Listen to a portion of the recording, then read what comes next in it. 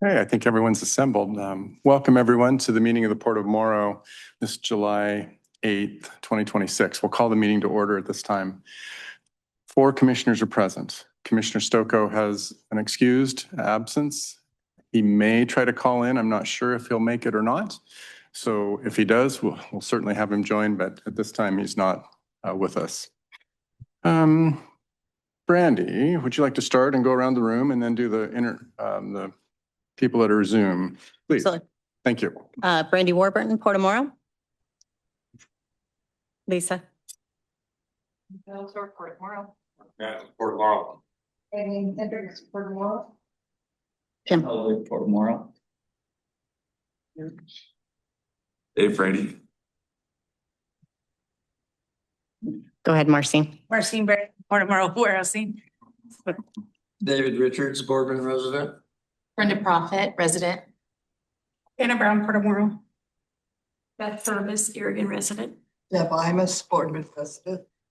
Treasurer Riggs, Boardman Community Development Association, Boardman Chamber. Isabel Gonzalez, Oregon Tea Products. Jeff Montgomery, Port of Morrow. Amy Aguilar, Port of Morrow. Eric Martin, Port of Morrow. Jason Hendricks, Port of Morrow. Okay, then we'll go to online. We'll start with John. John Doherty, City of Etner. George.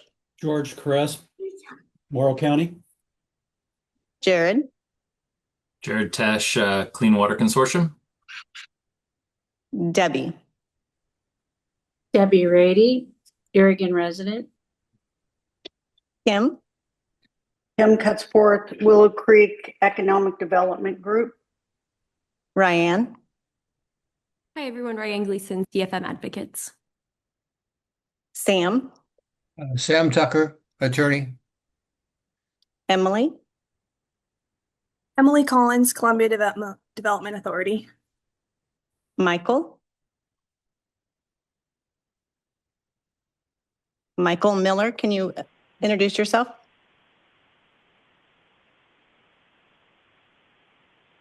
Hey, David. David Albrecht, SDAO, advisor to the Port of Morrow. Jessica. Jessica Esparza, Port of Morrow. Joe. Jackie Iserman.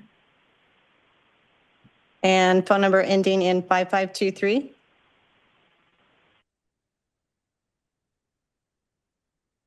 Okay. Yeah, this All right. Rick. Again, I'm sorry. I think they unmuted themselves. Commissioner Stokoe, can you hear me? Can you speak up just a little bit? Yeah, this is Rick Stokoe. Oh, Thank you. Commissioner Stokoe, okay. Not Welcome. sure how long I'm going to have turn 'em coverage, up. so. I'm trying. Yeah. Good afternoon, Rick. Good afternoon. Sorry, I'm not there.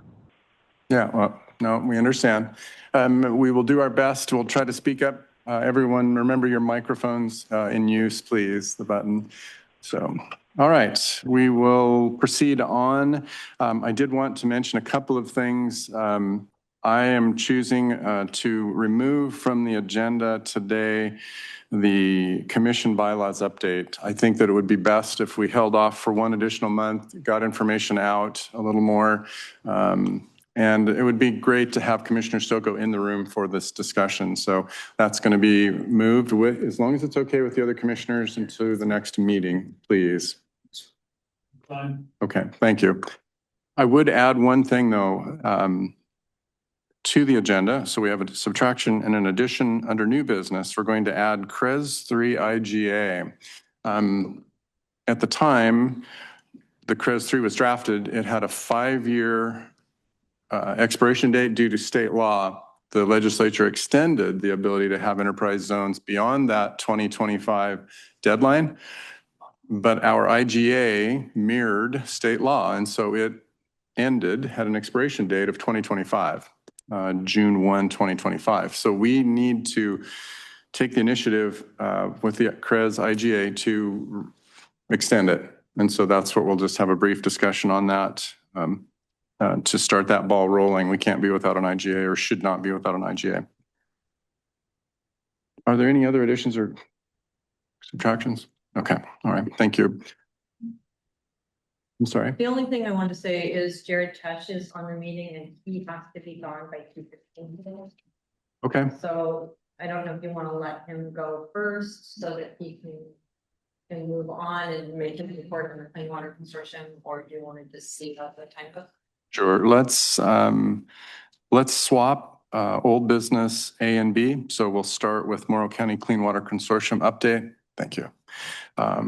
Instead of the CDA update, if that's okay. Jared wouldn't be able to give his report then and we'd have time to discuss. So commissioners, have you had a chance to look at the agenda? You feel comfortable? Any declarations of interest, conflicts of interest? Okay, thank you. We'll move on to the public comment period. We do have 2 people signed up to speak. We do have a 3-minute time limit, and generally speaking, we might ask a clarification question, but we generally don't get in a big discussion during the public policy or public comment period. So Deb Imus, you're first. Do I need to stand up or anything? It might be easier to hear you if you did. Yeah, please.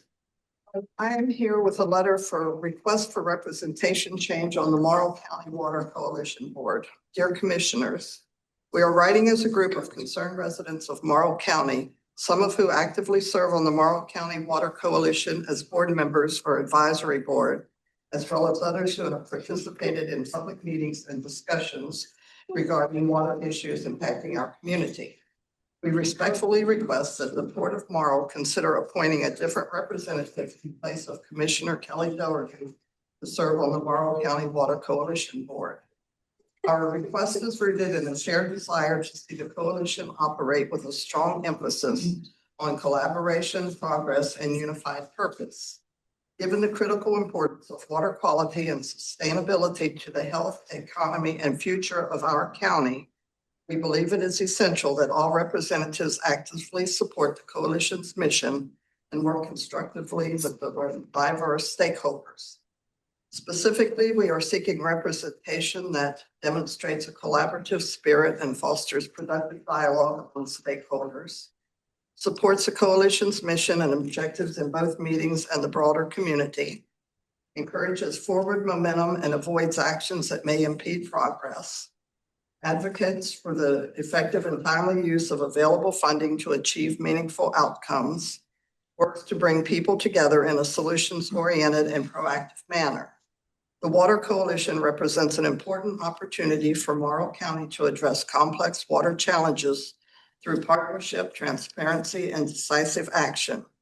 Representation that reflects these values will strengthen both the coalition and the broader community it serves. We appreciate the Port's leadership and ongoing commitment to addressing these critical issues and respectfully ask that you give our request your thoughtful consideration. Thank you for your time and dedication to Morrow County. Thank you, Deb. Next up is Sarah Taylor.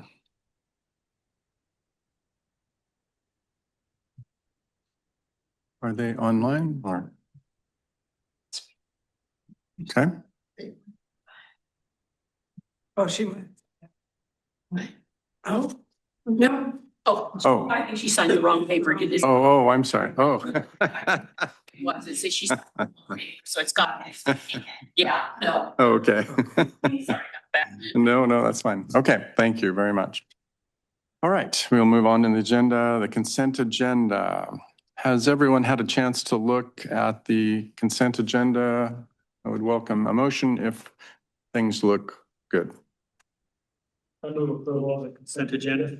Okay. I second that. We have a motion and a second to approve the consent agenda. All those in favor, please say aye. Aye. Thank you. It's unanimous. We'll move on to legislative updates and we will start with Ryan. Ryan, thank you recently also for the update that you sent to us. Thank you. Yes. Hi, everyone. Hi, commissioners. Great to see you all. Ryan Gleason with CFM Advocates. Just thank you for last month with your patience on the delayed report. A lot of the issues that I'd been tracking for the port had updates that took place during June legislative days and just agency meetings that took place just after the commission meeting occurred. So I wanted to be timely with those, but also get you the most up-to-date information. Unfortunately, Kirby is out today, but I have plenty of updates to share as I was writing things out, so I'm happy to take his time. Just to kick off with some broader topics that have statewide impact. A lot of things happened last week, and it was announced that Oregon Health Authority Director Dr. Sejal Hathi would be stepping down later this summer on August 1st. This was seen by many as quite an abrupt resignation with little detail that's been announced since. A lot of folks had been having conversations with her, prepping with her on issues going into 2027. She had been first appointed to the role in 2024, January of 2024, and then throughout her time at OHA, she had become appointed as a clinical professor at Stanford's medical school in California. So how she was juggling those two things, folks were quite unsure. But during that time, she dealt with a lot of challenges at OHA, including the death of an individual at the Oregon State Hospital. Most recently, former DHS Director Fariborz Packerset has been named as the interim director while a search begins for her replacement. At the same time, Oregon's Medicaid hole is growing after those HR1 cuts we've talked about. They hit last summer, but these are federal funds that are drying up for the state.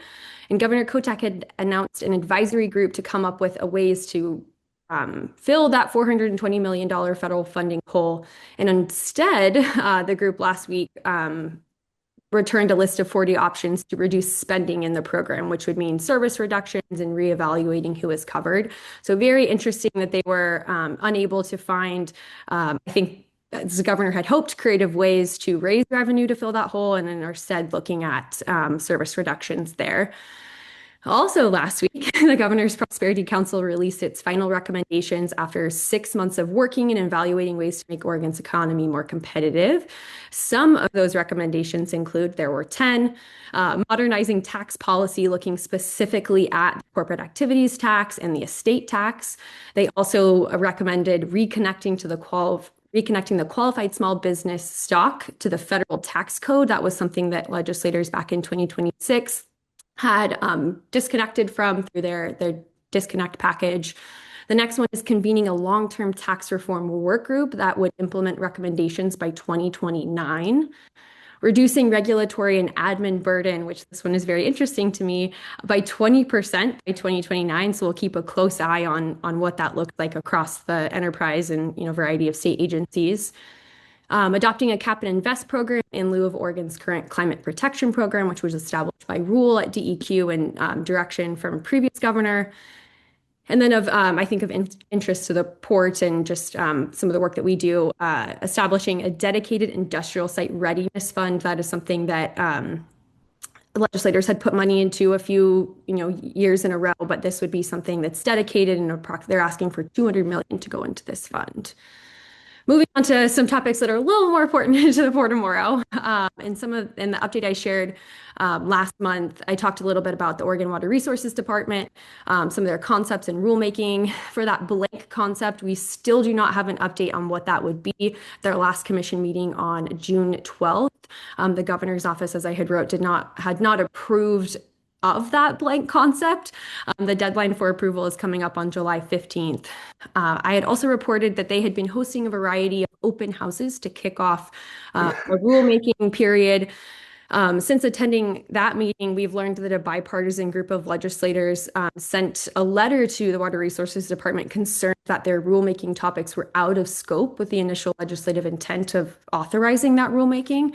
Those legislators include the House Ag and Water Committee chairs, Representative Ken Helm and Representative Mark Owens, and then some Central Oregon representatives, Emerson Levy and Vicky Brees Iverson. I will share, I think it'll be of interest to the commissioners here today, so I will share that out after this meeting, and we're, of course, continuing to track that issue really closely. As I also stated in my report last month, there is an ongoing process by which the PUC is implementing the Protecting Oregonians with Energy Responsibility Act, known as the POWER Act. Since that report, the PUC has approved PGE's rate increase for large energy users, which does include data centers, cryptocurrency companies, and other large industrial users. The increase is roughly 30% for those users, and then residential customers are potentially seeing a 1.3% decrease, which is not nothing, but helpful. The PUC is working towards a similar approval and kind of docket process for other utilities, including Pacific Power, and then on a case-by-case basis for Idaho Power. So we'll continue to keep you updated on those approvals. Also on data centers, the governor held a press conference last week in which she referred to Oregon having been a cheap date for data center expansion. Those are her words from that press conference. And she pledged to push for safeguards in 2027 in what she calls the unfettered expansion of data centers. So this is something, of course, we'll be tracking really closely. Data centers and just tax breaks to develop them in general are expected to be a major topic in 2027. We've seen this issue just grow across the country. And then, of course, it became, as I wrote about in that report, a main topic for two contested primaries, legislative primaries here in Oregon, in Washington County. And then just really quickly, an update on our Connect Oregon application. As a reminder, the report applied for $1.3 million in Connect Oregon grant funding for Terminal 3 gantry crane and face stock improvements. This funding request complements some of the requests that we have been making at the federal level, so I've been coordinating very closely with Kirby on some of those. The team got a last-minute opportunity, thank you, Tim, to present to the Business Oregon last week on our application, and we'll have NEACT and SEACT presentations later this week and month. And then, of course, there's a final opportunity to present to the Oregon Freight Advisory Council before initial recommendations on what would be approved and receive funding are made to the Oregon Transportation Commission. So start tracking this really closely. And then, of course, we're in the sweet spot of coordinating with Lisa and Mark on priorities for 2027, including funding asks and necessary legislation that would be important to the port. So I look forward to sharing more details about what those end up being and getting feedback from you all at future meetings. Thanks, and happy to take any questions. Thank you, Ryan. What is the purpose of the Powers Act, do you think? I don't want to speculate on legislative intent. I'm not a legislator, but just through the process, it was to ensure that data centers and large energy users are paying their fair share and that is not being saddled on residential ratepayers. Okay, well, that's kind of what I figured. So, okay. Yeah. Yeah, do you know what constitutes a large user? I mean, how many port tenants are going to be affected by that? What's the qualifier? I actually don't know that off the top of my head, Commissioner. I will follow up with you all via email on that. I don't think anyone will be directly affected right now with the port, but I will follow up on that. They would, if they would be under the data center category, but I'll follow up. Okay, thank you. Any other questions? All right, I appreciate it, Ryan. Thank you. You're right, there's lots going on. Okay, Kirby is not with us. We move on to old business and we'll start with the Clean Water Consortium update. As we talked about changing the agenda slightly. So, Jared, you're on Zoom. Would you like to give your report, please? Yeah, sure. Been busy doing a lot of different things, but I'll start with a couple of things I was directed by the commission to offer some support to Martin Herrera and Herrera Park in Boardman, as they are kind of the last they are within Boardman city limits, but actually still use a well for about 4 or 5 residents there, and that obviously is an issue, but outside the mission of the consortium, I met with him and Dakota Consulting to offer some support. I'm also continuing to gather information about other private well locations in similar situations in Boardman and Oregon to see if we need to adjust our mission as a consortium. Also continuing to seek out alternative solutions and expand my network of resources by attending the water reuse summer summit that was held in Hermiston here this last month. Conversations and presentations with Hermiston Rotary and the International Pure Water Company. Attended some meetings, the H2OEO and BCDA. I met with Courtney Kroll from the governor's office. Continue to seek out additional funding for projects in lots of different ways.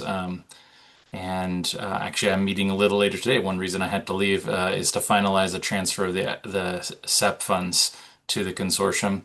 Of course, the one thing I know everybody is waiting, well, the last two things, kind of the more exciting things. The drinking water roadmap project that's been ongoing for the last couple of years.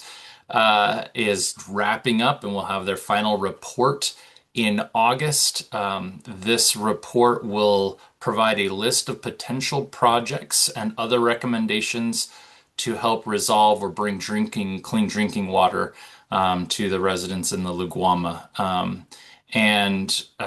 So again, I've seen some preliminary parts of that, and we're just excited because it will provide us kind of that more in-depth list of projects with very rough price tags attached to those. And other recommendations just around how each project can get very complicated based on its location and a whole host of other factors. But that is all in that report. Expect that next month.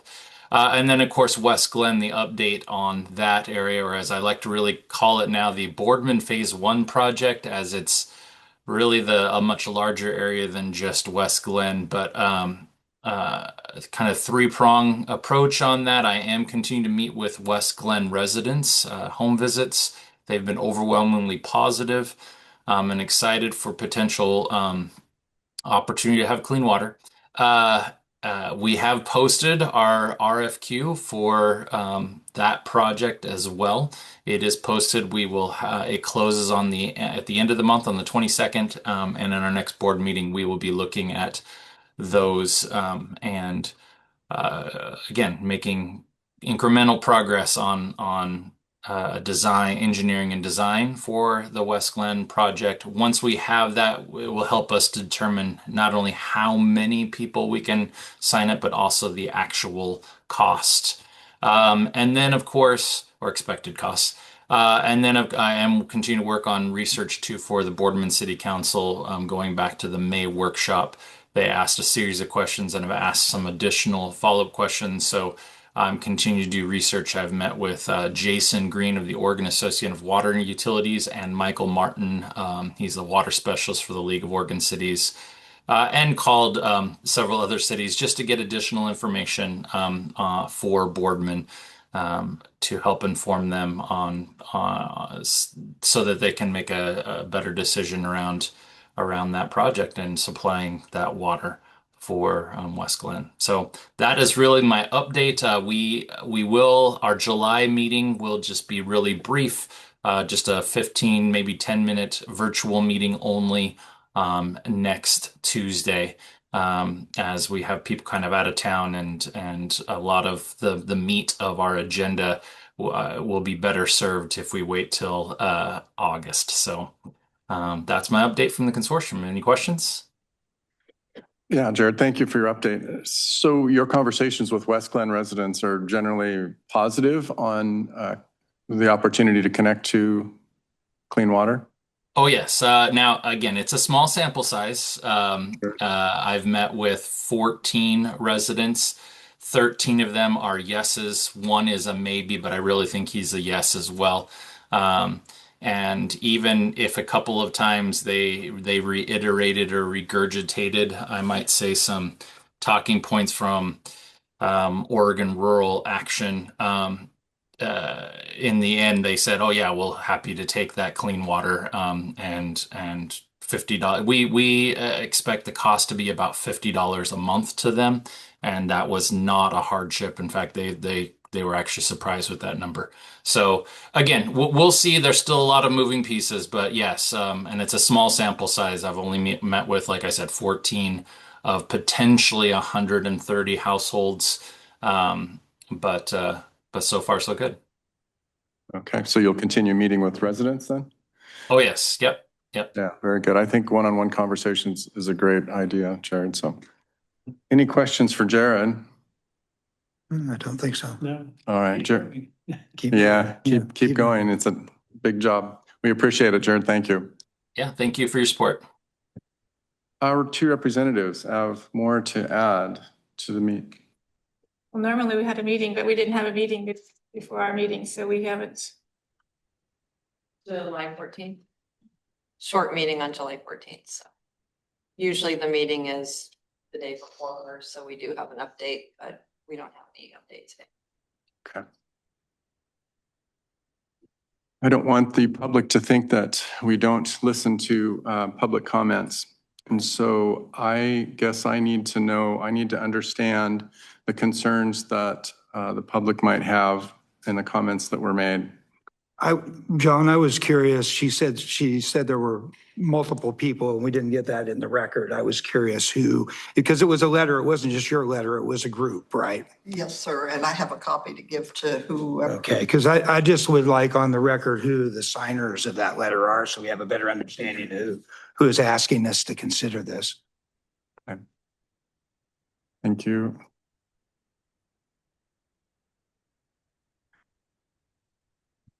Just for the record, the signers are Deb Imus, Tom Imus, David Sykes, Isabel Rodriguez, Brenda Prophet, Evan Purvis, Sarah Taylor, Deanna Camp, Dave Rady, Debbie Rady, Marianne and Bob Hancock, David Richards. So there's a comment if you would like to talk to any of these residents directly or for any follow-up questions, please feel free to contact Deb Imus, and there's a phone number listed. So it's important that our representative represents the ports. Push the button. That's it. And talk. And Have the light on. I think it's really important that our representative represent the ports, the groups wishes. I think it's something we need to consider. okay. Commissioner Doherty, would you like to want a chance to reply or comment? Well, I'd like to say that I don't think too many of those people are actually the affected residents, and I think that the affected residents know that I'm doing all that I can to bring them clean water, and I probably know them better than anybody in the community of who they are, what they're about, their concerns, and I think that we're representing them quite well. So I agree that you're representing those residents, and I think that's totally appropriate, but you're representing the port when you're there. You're representing the port's agenda, representing this commission. If you want to go to those public meetings and represent those people, I'm all in on that. I think you've got every right to do it. I think you have every right to come to this meeting and support your point of view of whatever it is. But when any of us get appointed to do something to serve for the Port Commission, then I think we're representing the port's agenda. We're representing the industry that's in the port, and we're representing this commission. And I see Dave Sykes on there, so it concerns me we got a county commissioner saying that he doesn't want you on there. It's concerning to me. I understand what you're trying to do, but I don't know if, and I think we say we want to move as quickly as possible, or that's what my indication was. We want to move as quickly as possible to getting water to people. I know there's other issues, and I don't know how those get addressed, but I'm not sure the Water Consortium solves those, right? That's my concern. So what issues are you concerned about? I don't know that they specifically mentioned anything there that is out of the sports mission, or actually out of the Water Consortium's mission. Is there anything that you can point to directly that I've done or doing that isn't supporting the port? The comments that were they're listed here. Specifically, we are seeking representation that 1, demonstrates a collaborative spirit and fosters productive dialogue among stakeholders. 2, supports the coalition's mission and objectives in both meetings and the broader community. 3, encourages forward momentum and avoids actions that may impede progress. 1, 2, 3, 4, 5, advocates for the effective and timely use of available funding to achieve meaningful outcomes. And lastly, works to bring people together in a solutions-oriented and proactive manner. So is there any of those that you feel that I haven't done? Yeah, I was asked by a couple of community members to review some of the tapes, the videos, and I feel you were there advocating for the residents, not there representing the Port Commission. And I think it's fine you were advocating for the residents. I think that people should show up and advocate for the residents. But when you're serving on there as a member of this committee making decisions, trying to move this process forward, your role is not advocate for the residents. Your role is advocate for the goals of the Port Commission, the port, the industry. Industry, my view as a port commissioner is We want to see solutions as quickly as possible and that money spent on people actually getting drinking water, not a rhetorical process of an endless meeting. And that is what I got from looking at a couple of the tapes. And they directed me to a couple of them. I watched most of it, and that was my takeaway. I don't think you were doing anything wrong as far as your personal advocacy. I just think you were personally advocating, not representing the poor. So isn't the port's mission to supply them clean water? And isn't that the choice of the residents? I don't understand what the port's mission, why the port's mission is any different than the residents' mission. Those. Well, it looks sidetracked to me. It just felt like they're not making the progress they could be making. It looks sidetracked to me. And The progress? no, I'm saying that you're advocating for more than just the water happening, it seems to me. Well, I think, I know there's more grievances that people have, and I just don't think the water consortium is going to solve it. I think they have money to spend. I hope they have more money. I hope they bring clean drinking water, but I don't think that solves all the issues for those residents there or elsewhere in the county. I get it, but I don't think you're directly representing the poor. That's my take. Maybe I'm the only one that thinks that, but. So who do you think I'm representing? The residents who elected us to represent them. So I guess I'm a little confused on what you think that the port's mission is going to be besides helping those residents. And those residents are the ones that ultimately decide their fate of what's going to happen to them. I was the one pushing to get the city on board. I have repeatedly said, without the city's blessing, we go nowhere.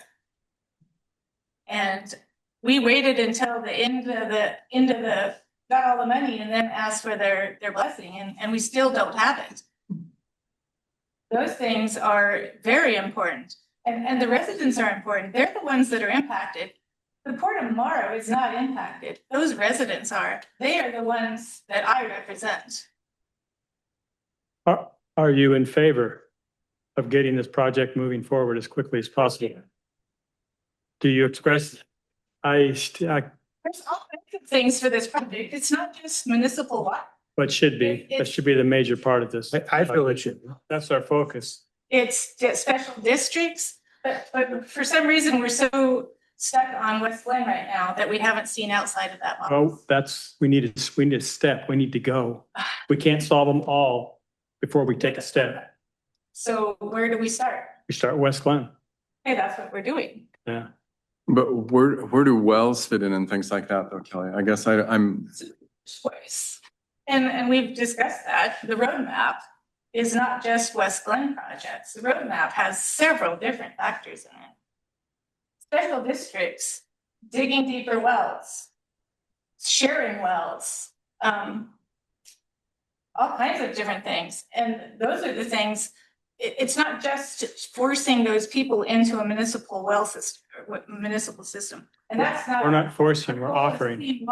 See, I think offering clean water is what needs to Is happen. what needs to happen. Not, Yeah, there's no. I don't know that we're going to solve all of those agendas. I don't, So are we gonna pick and choose who we solve? We have to. We can't. do I think we have to the go same as exact far time. as we can with the dollars we get and we The get. locations and the options we have. Yeah. And if Yes, we we- choose not to elect to connect 14 people out of 130 is a very small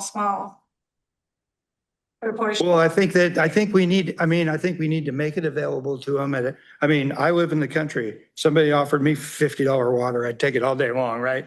I don't have a drinking water problem. If I had a drinking water problem, I'd be very excited about having the municipal water arrive at my location. So, and I look at, $50 amount is we don't even have an engineering report back. Where are we getting a $50? well, I think well, we're not going to charge them for the infrastructure. Infrastructure is being made, right? Isn't that the point? The point's going to be that we're finding dollars to build actual infrastructure, and then the infrastructure will be maintained, and whether that's the city or the county or another group. But a city municipal system, $50 water sounds pretty reasonable to me. Sounds like what The Where that $50 number came from. Jared's on the phone. Jared, do you know of the $50 figure where that might have come from? Yes, that's using the newly adopted rates from Boardman for their out of service area. So it's 1.5 times the amount, based on the average use of a household of 4. We calculated that to be actually just under $50 a month. Okay. So yeah, that's not infrastructure. That is just the actual buying water. So. The question was brought up on the commitment of the city of Boardman to provide this water. Where does that stand right now, Jared? What level of commitment do we have from the city of Boardman? Well, we've made our presentation, and that's what I said. I'm continuing to gather information for the city council on that decision. I have it. It just goes back and forth. They are instrumental to this project. I will say that this project, in terms of money and funding and how can we access and help the most people right away, this is the most shovel-ready possible project. It is contingent on Boardman selling the water in some way, shape, or form. We have funds, about 3.5 million allocated or in allocation from the state and other resources to pay for this infrastructure project. We know we'll need a little bit more, but that's a far cry from the roadmap estimates that are double-digit million-dollar projects for serving less people. Right. Sure. What do you think would be the next step for coming to an arrangement with the city of Boardman in your estimation, or do you know?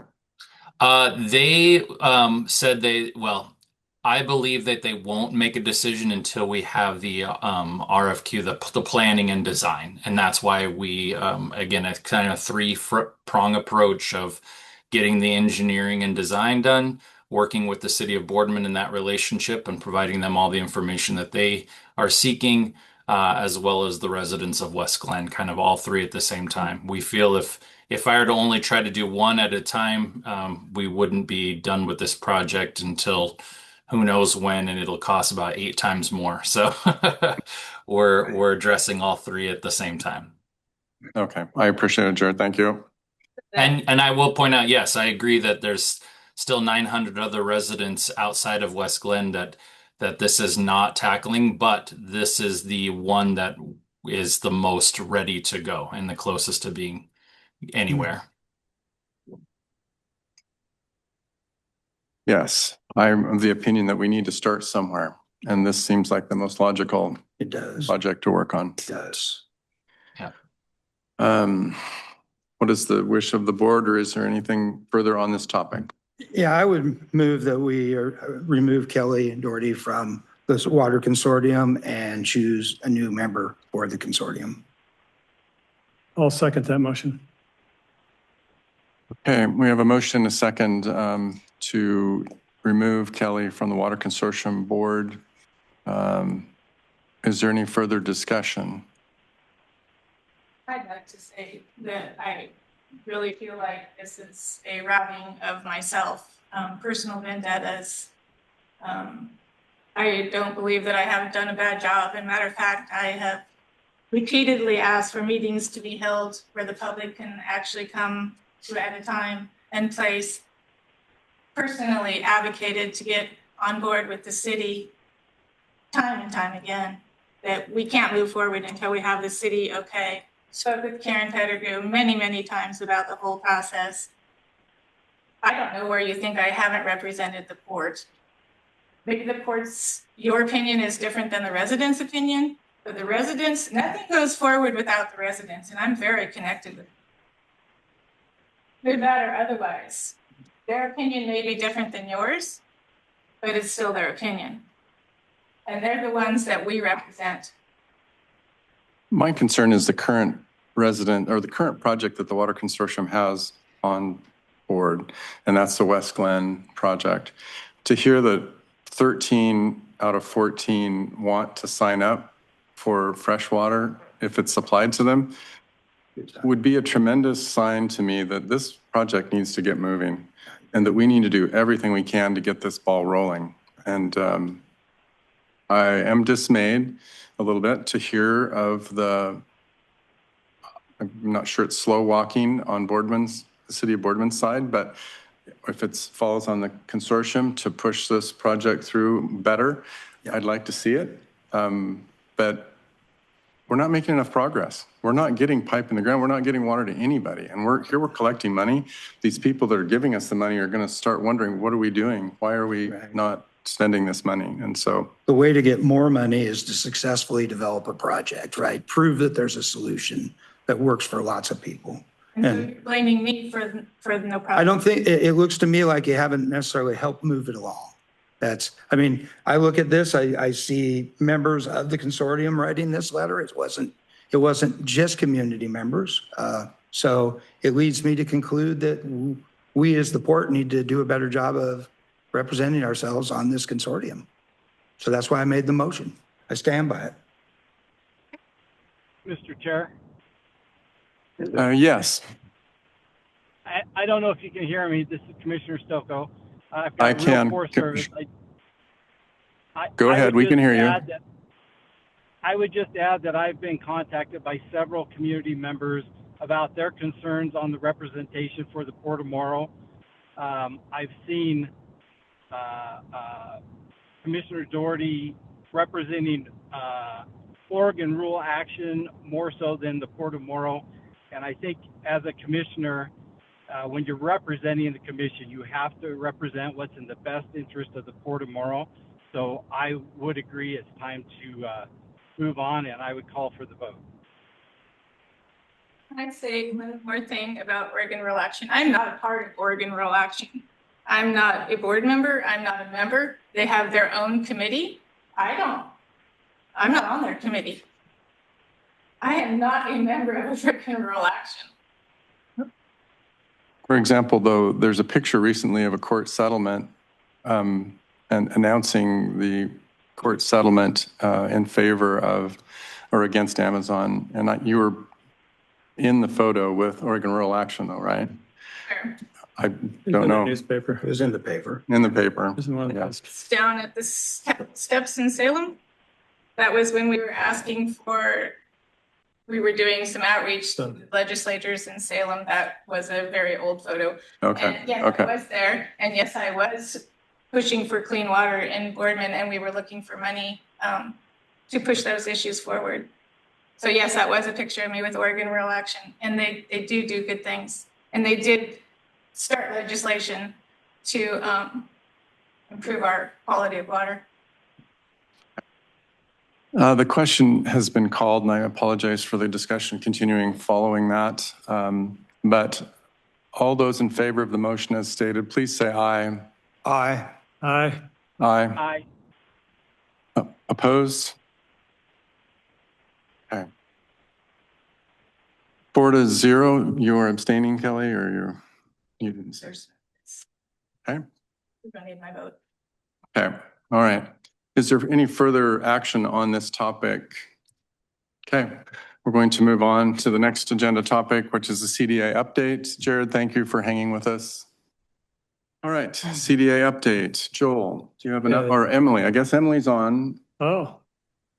I am if you need me, Joel. If you don't, that's okay. Okay, Emily, thank you. I'm sorry. What did you say? To David over quick because he's got a 2:30 deadline. Oh. Okay, so we're changing order of agenda again momentarily. Okay, so we're going to refinance update. Oh. Okay, refinance update due to one of our people needing to leave, much like Jared and the Clean Water Consortium. Please go ahead, David, if you wouldn't mind, please. Hi, good afternoon. Again, apologize for not being there in person this time. And I appreciate you moving me up on the agenda. I'm driving to another appointment right now, but regardless, in regards to the refinance of the notes that are currently outstanding, we have a financing plan in place where we're going to refinance those notes again for another 3-year term. And with the idea is to create as much flexibility for the port as possible with regards to the project itself and other forms of financing that may be available to the port which you will probably hear about later regarding the ordinance for the LID. But we're on track to get the funding for the refinance closed. At the earliest, it would be mid-August, but probably more like around the 1st of September, but no later than the middle of September in that regard. But we have been working closely with the underwriting group that helped us last time, and certainly with the port's bond attorney, getting everything in place to make it happen, and while looking at options that will create the best flexibility for the port when you finally get to the plan where we got full funding in place and a long-term strategy. Okay. And this would be 3 years into the future before we face another finance situation. Is that correct? Yeah, I mean, so what we're doing is that because we're still looking at the funding requirement for secondary treatment. Right. That we haven't really identified all. I mean, we have a good idea, the farm and some of the other components that have been done. You have your pond solids removal, that the cost of the overall project hasn't been finalized, and to, put in a final long-term funding strategy for that. So we're creating a refinance opportunity so we can get the project all under one umbrella, with the long-term funding strategy that we don't have in place yet. Perfect. Okay. Thank you, David. Other parts of this update? Okay. All right. Any questions? Okay. Thank you, David. We appreciate it. Yeah, and hopefully I can be there next month. All right. Sounds good. We're going to go back up to the top of the agenda, the CDA update. And Emily, do you mind giving a report, please? And then Joel will have you comment here, please. Yeah, that's fine. So on the road project, the road construction is currently paused as the only remaining work is the ODOT right-of-way and the striping. There are a few steps that need to be taken before construction can take place on the ODOT right-of-way. First, we'll need Umatilla County to approve the master plan. The master plan has been submitted to the county for approval and has moved through their initial review process. They then require the master plan to go out for a 21-day public comment period. This period started on July 1st when they sent out the public notice, and it will end on July 22nd. We were told that it may take an additional 2 weeks to get it fully processed, but they're going to work through it as fast as they possibly can. As soon as it's finalized, we will begin working with ODOT so we can get the permits required to finish work in that right away. As far as the road project funding goes, we're currently out of the ODOT funding, and it is my understanding that the Port of Morrow is covering the remaining project invoices until the UEC funding comes in. In the last update I received from UEC was they're anticipating receiving a contract from Business Oregon in the middle of July, so really any day now.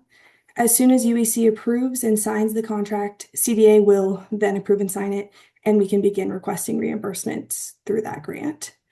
Luckily, the construction has paused, and we're no longer worried about completing the project prior to receiving the ODOT or the UEC funding. And we will no longer be receiving large invoices from Tapani. So that is also kind of a good thing, kind of unfortunate that we're pausing, but it's working out well, timing-wise. I know Port of Morrow, I mentioned you in that update. Do you have any questions while I'm still on that topic? I don't think so. Okay, perfect. So purchase and sale agreements. I had a meeting with Patrick and Elizabeth at Schwabe yesterday. We anticipate the next draft of those agreements to be sent out to your legal team and to you tomorrow. We're really pushing to get the final version of the PSAs for approval by the CDA at the next board meeting on July 28th. This means that hopefully you will all have time to review and have Joel approve at the next meeting.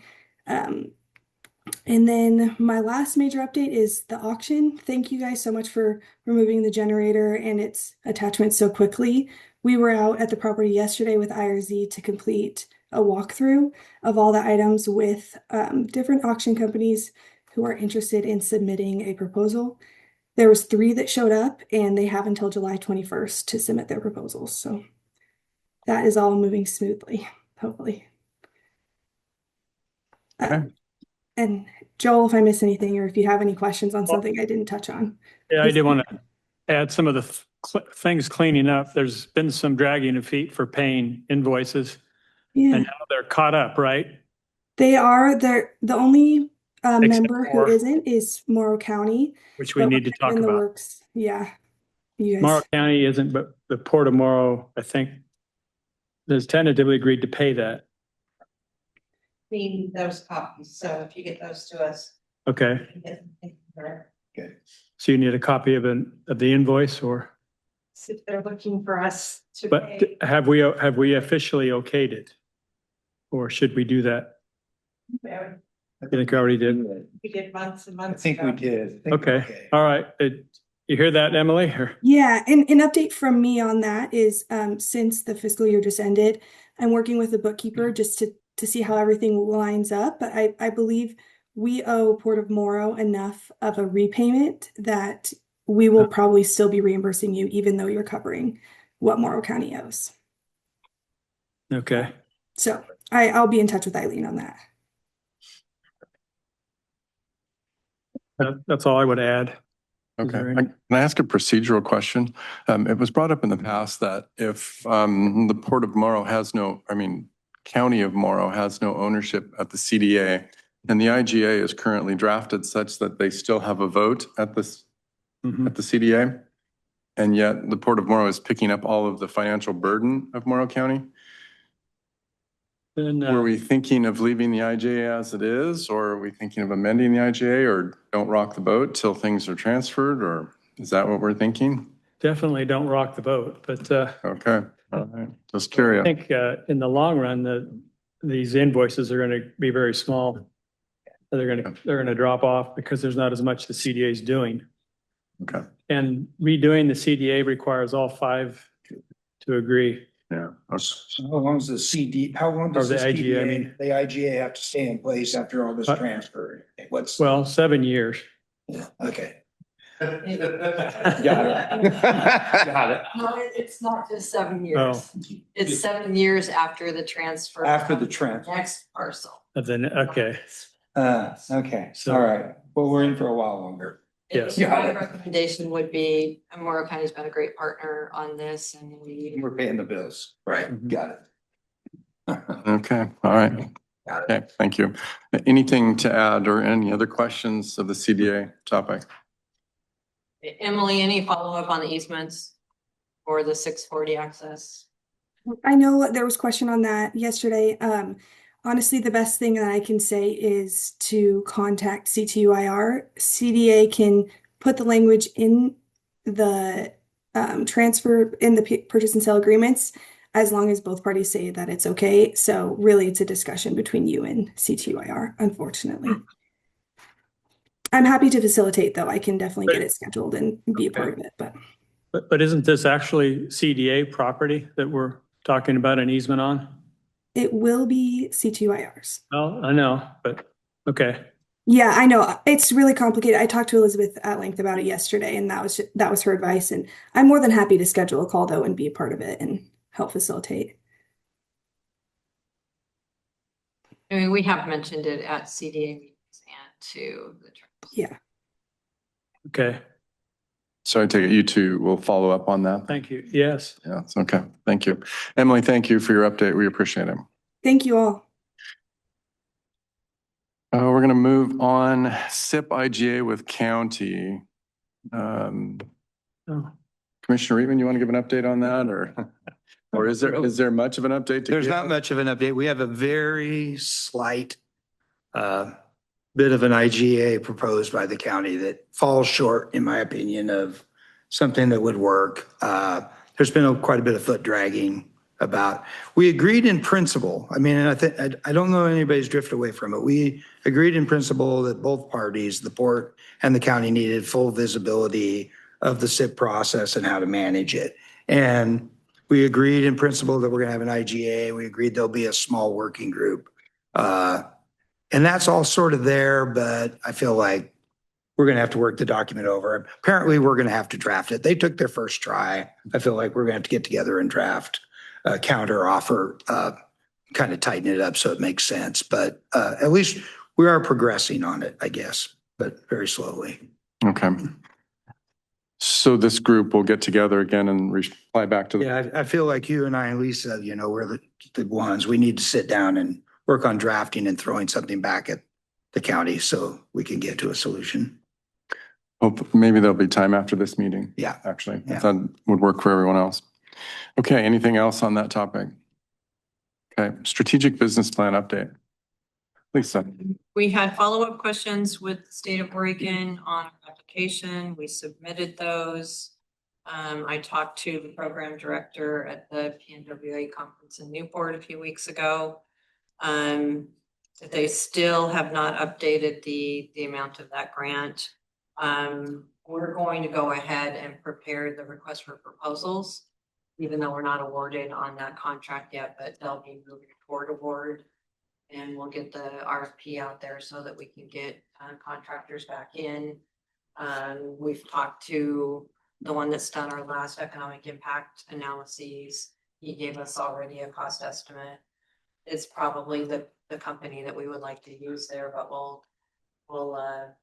it doesn't trigger going out for a public review of that one, but the strategic plan, we're just going to go out to others that are working in the state to do these kind of plans. And timeline is this fall, you think? Yes. I mean, Okay.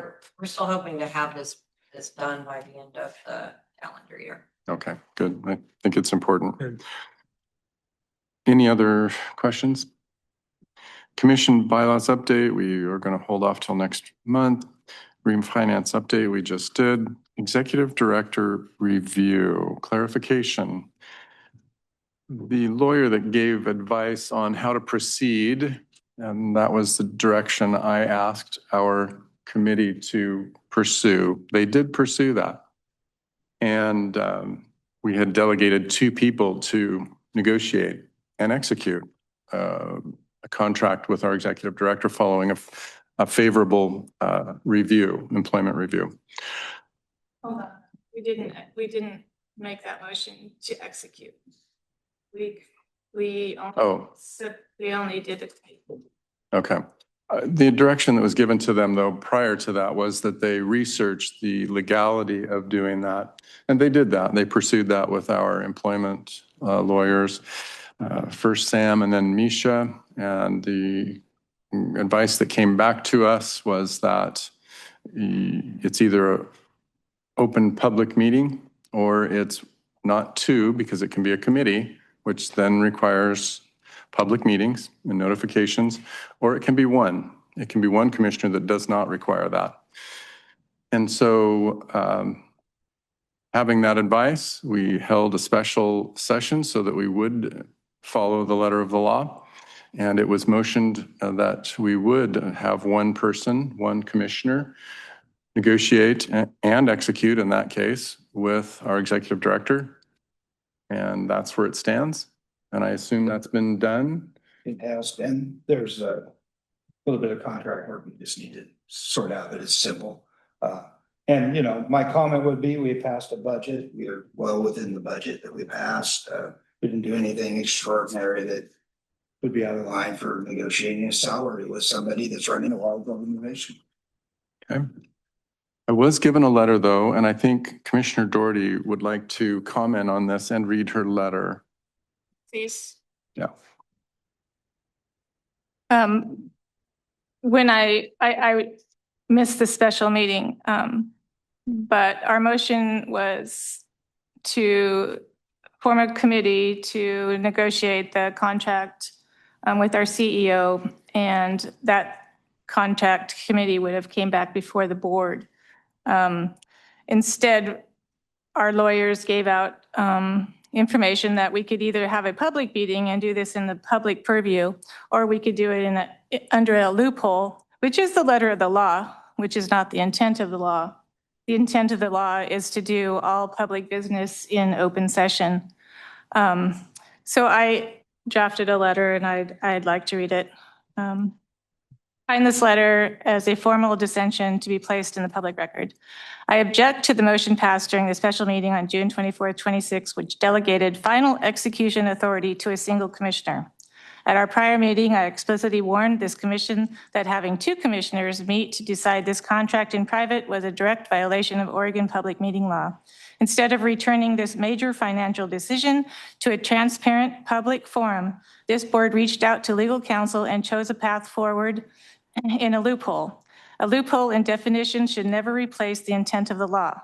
ORS 192-664, the prohibition of final actions outside of public session. Bad faith and subterfuge is not a positive direction for the port. As an elected port official, I have strict fiducial duty to oversee the expenditures of public funds. As an executive contract is a massive financial liability to this port. By stripping the 5-member commission of our right to review, deliberate, and vote on the final contract terms in an open session, you have disenfranchised me, you have disenfranchised this board, and you have shut out the taxpayers of Morrow County. I will not accept any legal financial liability for a contract executed unilaterally by one commissioner. Therefore, Mr. Chair, I move to rescind the motion passed at the special meeting and to strip Commissioner Reitman of the unilateral authority to execute the contract and require that the final negotiated contract and salary package be brought back to the 5 full-member commission role for a vote in an open public meeting. We have a motion on the floor.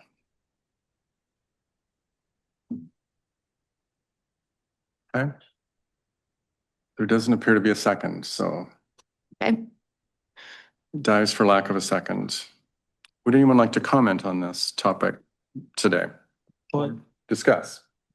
I guess it's whatever if it's odd, but this is the first time I've heard of this, but this process has been done many times before. Which must be, and the lawyers are saying it's legal, so I don't see an issue. So what the lawyers came back with, Joel, was that we have been in the past doing it illegally. Well, that's true. Because we have had a 2-member commission, and then But we didn't. that is a public meeting and it should have been done in public. 2 people review. become a committee. Yes, and that's considered a government body. And what we've No, done is I didn't provide the know that. loophole. That either, and I'm not sure I would have. Right, and I think That's the a minutia. clarification on that was that 2-person committee then had to have a public meeting, the 2-person committee, and then vote on it. And we've historically not had the total compensation for our executive director. There are other ports that don't have that compensation totally public. We approve a budget that has total salaries for everybody working at the port.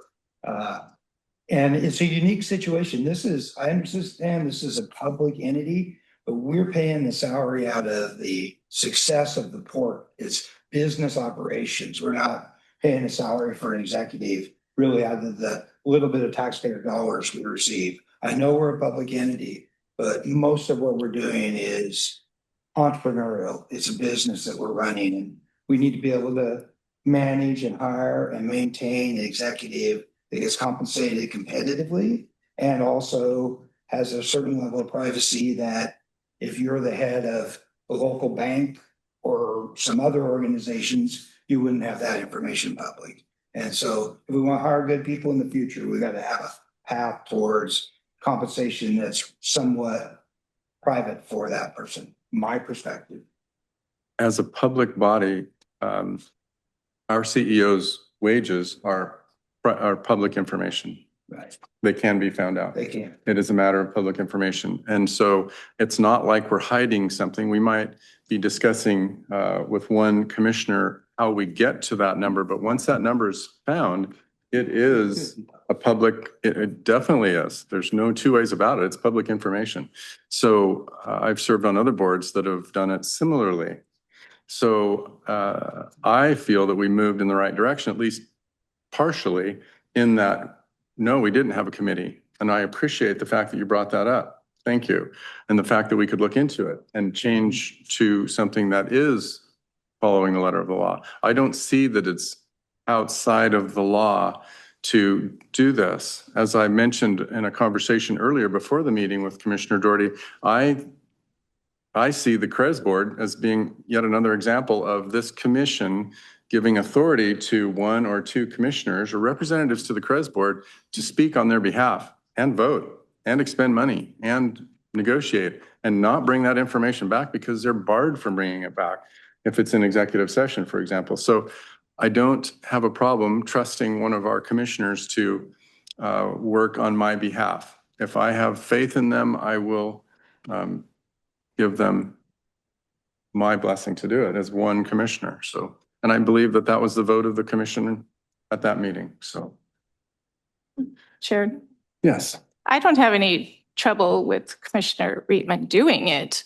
I just believe that it should have been done in a public forum in front of the public. And I do believe that this is public money. We are not a private business. We are not a private corporation. These are public dollars that we are spending. And we are to do that by Oregon law in open public session. And instead of saying that we are a governing body, we found a loophole, which isn't the intent of the law. What is the intent of the law? The law says that we will do our business in open public session. We know for a fact that commissioners or that CEO's salaries are not to be negotiated in private. Yet we went ahead and did it. We should have erred on openness. We all ran, every single one of these commissioners ran on accountability and transparency. Not what I see. So you've seen abuses in the past. We know they existed. Historically, we have been doing it improperly, according to Oregon law. Yeah, the outcome is what I'm talking about. I don't have any trouble with the outcome. I'm pretty sure Mr. Reitman negotiated it fairly. It's the process that I'm arguing with. Okay. I actually don't know if she got compensated fairly because I wasn't involved in it. And you don't know, John, and Joel doesn't know. The only one that knows is Mr. Reitman. He's not. That's what I'm saying. And the public doesn't know. And the public isn't advised of what the process was. Did we have comparables? We don't know. Did we look at what other ports did? We don't know. And neither does the public.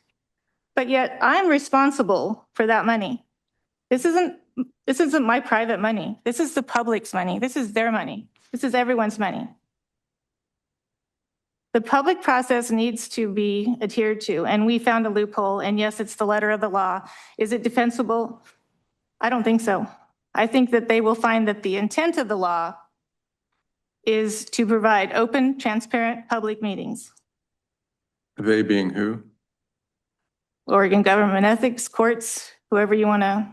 Okay, so, but not the public. I would say the voting public. I would say the public would question our values here of how we did this.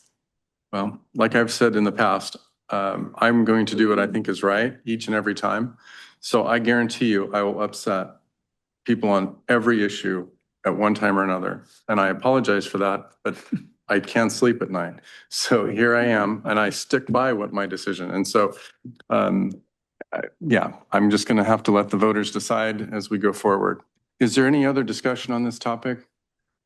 Okay. No. If we want to change our process next year, we certainly can do that. And we can have that discussion. Again, yeah. Yes, exactly. Good. And Agreed. so as far as moving forward and towards improvement, I'm all for it. I really am. It's going to be next year when we do it though. As one commissioner. Okay, thank you. Any other old business? Okay. Moving on to new business, ordinance 2026-01, an ordinance declaring intent to create a special assessment district pursuant to ORS 777.530, first reading. Who would like to address this topic for us, please? We might have Yeah. questions, I suspect. It's Michael, are you still on? Sam? I am. Do you want us to get started or do you want to start? Eileen, why don't you get the overview and then I'll provide the technical backup. How's that? That would be great. Okay, so one of this was actually a proposal that came to us from David Albert, was to consider a local improvement district to pay the debt related around these massive wastewater improvements that we've been making, water reuse improvements that we've been making. So we investigated it and we are exploring it further. And what that would do would be, it doesn't allow us to do anything on the projects we have already completed, those portions. But the portions that we have yet to complete, which is secondary treatment, pond solid removal, and aged infrastructure replacement, we have budgeted at approximately $120 million. And so we would like to form a local improvement district of only wastewater users and allow the opportunity to allocate those debt service payments through that mechanism. Okay, so So there would be debt and then, but, there's still going to be the same amount of debt. We're not adding extra debt. or taking debt away. No. This is how it would be paid for the payment, okay? And it gives those users a few opportunities to pay in different ways. Mhm. Perhaps they want to pay, all at once, or perhaps they want to spread it equally over the length of the financing. And so it gives us some other alternatives. We've never gone down this path road before, but there's a lot of areas that do. Sometimes they'll do it for maybe like a sidewalk improvement that only, benefits one neighborhood. Or, there's various uses for this mechanism. And so this is just the first step. So you'll do the first reading. And then as one of the appendices, there's a sample notification that has to go to each of the affected users or property owners. Our current list is 22, so there will be 22 letters that go out.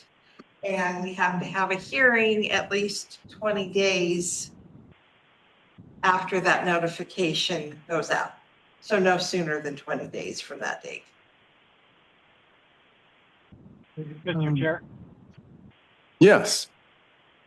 sorry, Go ahead. I got disconnected earlier, so I missed part of it. I just wanted to confirm on the LID,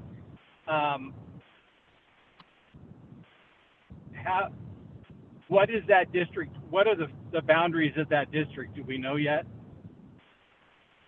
Well, the map that's included is our Boardman industrial property. It is our East Beach industrial property.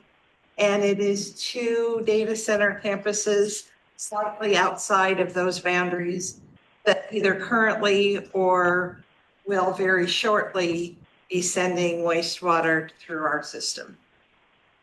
Which are the ones that are slightly outside our boundary? I'm sorry, Commissioner. Go ahead. No, go ahead, John. What are the 2 that are outside of our boundaries? Is that the one in bombing range in the city? Yeah. Okay, so we handle their wastewater at this time?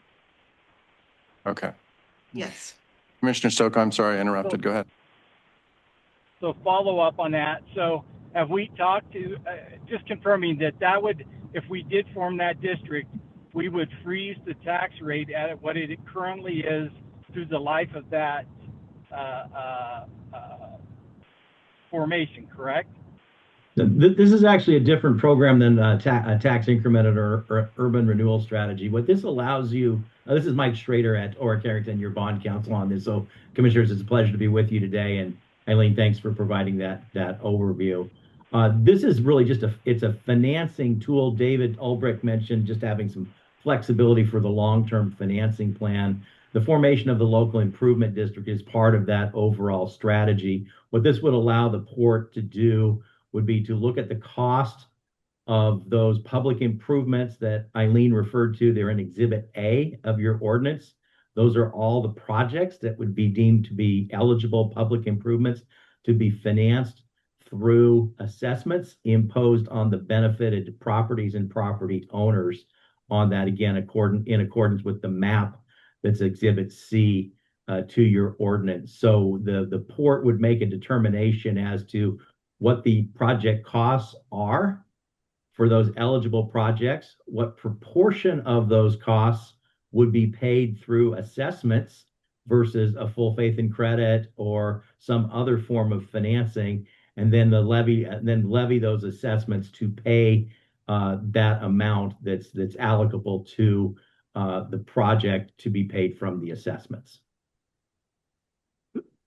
And if one of the property owners wanted to just pay their obligation, they could pay it at the beginning, in the middle, or what if they're still out? Statutorily they have the right to pay that up front. Of course, if they do that, that makes those dollars go farther because you're not paying interest on those dollars. So that's one of the key things that's part of the strategy here, is to see if some of those amounts can be paid for up front, so you have dollars for long-term assets without carrying debt service associated with those. And so these aren't considered a property tax. Is that? They are outside the scope of Measure 5 and 50. They are not a property tax, and we will be very carefully track those and make sure we're in full statutory compliance, so they're not subject to compression or a property tax. In addition to that, it also makes it possible to put a lien on the property for payment of these amounts. So how will those amounts be calculated? Yeah. How will each property be assessed? If it's not a property tax per se. There's the statute, and you have it here. There's some general language in there. There's sort of more to this. Is really want to underscore, this is your first step in the formation of the LID. You'll have a second reading of the ordinance, and there's also subsequent decisions to be made, including what the cost of improvements, how much that you pay for from assessments, and so forth. And the other part of that is the apportionment of costs based on the system improvement and the benefit to each property owner. Now, the methodology for that is not fully worked out as well. I'll defer to Eileen and the team if they've got some ideas that they want to share in a public meeting, but it's basically a use case on that. But there's various ways that can be structured in a way to spread those costs over the benefited property owners. Mm-hmm. And if those property owners aren't sharing more benefit, will that assessment no longer be? No, the assessment goes with the property. But not the benefit. So I guess, how are we going to, if they're no longer getting benefit, but they're assessed a tax, how will that? It's not a tax. They're assessed for the cost of the improvement at the time the improvement is made and paid for. So they're paying for a benefit that improves the public improvement that improves the value of their property, and that is not subject to adjustment based on subsequent changes in their use or benefit of the property. It's an assessment over the life of the how the duration we determine that assessment can be paid for over period over which the assessment can be paid for. So if the business went under, moved out. It continues to be a lien on the property to the extent the assessment is unpaid. To the extent there's an outstanding balance on the assessment and the property is foreclosed or abandoned, that continues as a lien on the property. I think we should be more security than we have. Yeah. Mm-hmm. All right. I have one more question. It says that we will construct or acquire certain local improvements? We're not planning to acquire any. It's standard language. Had we considered this earlier, we certainly would have included those assets that we did in fact acquire. But we didn't start the process early enough to do so. I just wondered what when have we acquired part? Well, you know, we are ordering pieces of the secondary treatment. You know, you could technically consider those an acquisition. But stuff that's in the ground already that you already built, like the pond that's out there or something is not part of this local improvement district. Okay. Only the cleaning of it. Only the cleaning of it, which is the future, right? So, right. Right. And this puts the debt on the properties. This was an accurate way of looking at it, not on the balance sheet of the port. Right, the port, well, again, we haven't determined yet if we're going to issue, I mean, in terms of, Right. again, with the financing team, there's any number of strategies. This goes to David's earlier point about financing flexibility. There's various ways you can use this assessment. You could potentially, I mean, theoretically, you could issue debt secured only by the assessments themselves. Now, that would be a little bit more expensive debt than if you issue debt as you do currently with a full faith, with your general pledge, your full faith and credit pledge. So if you issue them with your full faith and credit pledge with the assessments, that's a stronger credit that does have recourse to your balance sheet, but it's also going to get you a lower interest rate cost. So there will be decisions down the road in terms of how you use this assessment tool. Again, to Eileen's point, some of these payments can be made up front as well, which means you would have to borrow fewer dollars on this as well. So there's a number of ways that the LID can result in, in terms of dollars for these projects. And again, I think we anticipate that it would be used with other funding sources to finance these improvements that are listed. And with these property owners, there's a length of this, whatever it is, so many years of debt service, they could pay up front. Could they also midway through the process, pay off what's outstanding on the LID, their portion of it, or are they locked in? I believe they could do that. And again, the key there would be to structure the debt to allow those prepayments. And again, you're saving interest costs. So definitely want to take advantage of optimal financing and cost of funds. Right. Okay. And also, I think on the other side of this equation is that we'll probably make our charging for water charges less. Precisely. Right. I mean, there's a benefit to the business also on their other side. Okay. What happens in this LID? So it attaches these properties. New properties get developed that have a waste stream. Are they subject to the LID or not? We have some discussion about that. We have a couple of alternatives. Again, we're still working out all of the details, but they could be assessed an amount outside of the LID. As a hookup fee or? For their equivalent. Okay. As a matter of fairness, I'm just, right. Somebody's paid for $120 million worth of infrastructure or 20 businesses have, and somebody comes in as a big user. That would be my only concern is that we make sure we assess those people in some way when they hook up. So clear back in the late 90s, early 2000s, we had a structure that had a debt service portion and had a variable portion. And there were tiered users depending on when they entered in. So it's not a concept that we're unfamiliar with. Okay. We just moved a different direction in 2007 because at that time it was more advantageous to us to do so.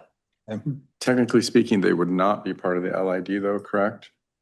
Correct. A new business would not. Right. I would think it would go up in their water charge or their upfront hookup or whatever. Right, but they would be made aware of that. Right. Okay. And I would think a policy should be written before somebody shows up. Right. Nice. Right.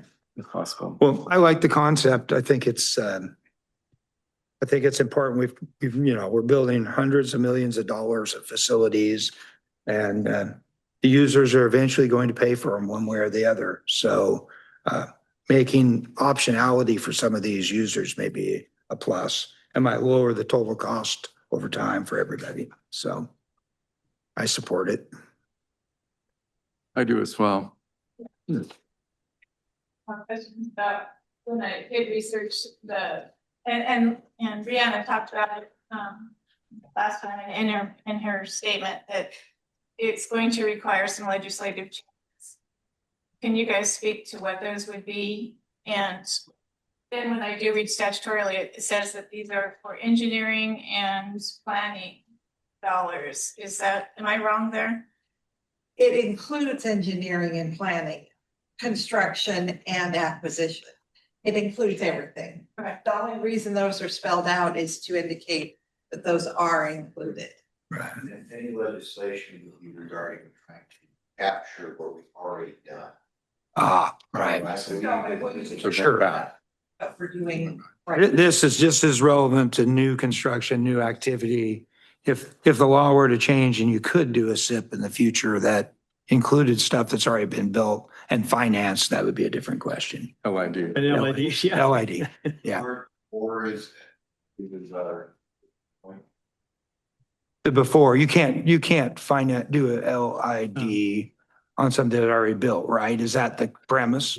Yeah, that's correct. The specific language is in 77530, and it says, before proceeding to construct or acquire, the board must adopt an ordinance. So that's hence you've got a fairly limited defined list in Exhibit A to the ordinance. We would love to be able to do this retroactively. That's not what the statute allows. As you indicated, this might be we anticipate this will be very beneficial for system users. So, that's certainly something you could consider a legislative tweak if that made sense and there was support for it. But that's not where we are currently. So this document that we have in front of us is ready to go. And And this would be This is the considered first first read- reading? First reading. Got it. to consider the first reading, is there anything else we need to do as a commission today, other than just? I could just also call out the fact that currently there's today's date on it. The date that will end up on it will be the date of the second reading and when you approve it. So the date. To satisfy the requirements of the first reading, do I need to read this ordinance number and title? You either read it, or if your board agrees, you can read the title if they agree that that's sufficient. One other, That we read title only. Second. Okay. So one that- other quick thing though, there is a misspelled word that will get fixed. Okay, we'll get those misspelled words corrected. I sent an email on the first one. Okay, we have a motion and a second to satisfy the first reading by reading the title of the ordinance only. Yep. Would there be a second I perchance? second it. Okay, we have a motion and a second. If no other questions exist, all those in favor, please say aye. Aye. Aye. Aye. Aye. It's unanimous. Thank you. I will read, and I assume the title of it, Port of Morrow Commission, the ordinance is the paragraph here in all capitals, so I'll read that. Ordinance number 2026-1, an ordinance declaring intent to create a special assessment district pursuant to ORS 777.530 for the purpose of levying special assessments upon certain properties within the Port of Morrow that will benefit from the port's construction or acquisition of certain local improvements, including without limitation, construction or acquisition of certain secondary treatment facilities as part of the port's existing industrial reuse water treatment facilities, providing notice to a local improvement district formation hearing to affected property owners and other matters related thereto. Okay, yes, thanks for the motion not to read the whole thing. Is there any other things relating to this first reading that we need to discuss or do? Okay, all right, thanks everyone for your input. Next on new business is the added item of CREZ 3 IGA. I guess I'm just going to ask what next steps should be done if we need to initiate that discussion of an extension. I think we should. I do too. It's actually brought to me, the ordinance document and found it. So I read it yesterday. And I went back and I knew it was tied to the sunsetting of the statute, and that did get extended through 2032. So if you don't mind, we can go ahead and draft some language and get it out to the CREZ board and out to all the cities. Is the intent then to just merely extend it to go to the end of the enterprise zone? 2032 or? I guess, that is up to the CREZ board to make that decision. If there's anything else, while you're opening them up, if there's anything else that needs to be adjusted. Okay. It would be very easy to address this one issue and then move on if we want to get it done quickly. Interesting. Okay, yes, yeah, there might well be discussion of it then. So will you ask, Lisa so it's really basically just notifying the CREZ 3 board that action is required then, right? Okay. Would you see that that's done, please? Yes, I will. Okay, thank you. Any other new business? We need to talk about a change of date for the August meeting, if we could. Hoping for August 3rd. Come on. No, a lot of reports won't be able to be done. The financials, for example, would be tough for Eileen to get done. They're not gonna be done anyways, probably. Oh. Beg pardon, what's that mean? That's confidence, yeah. Oh, okay, all right, sure. Throw the auditor under the bus. The date would facilitate a hearing on the ordinance. Quicker. Oh, so there's an upside, is what you're saying? Right. Okay. So you're suggesting what day? So that's Monday, right? It is a Monday. A Monday. Not the best. And to be fair, it's revolving around a vacation that I have, and it got booked very late in the last couple days, so.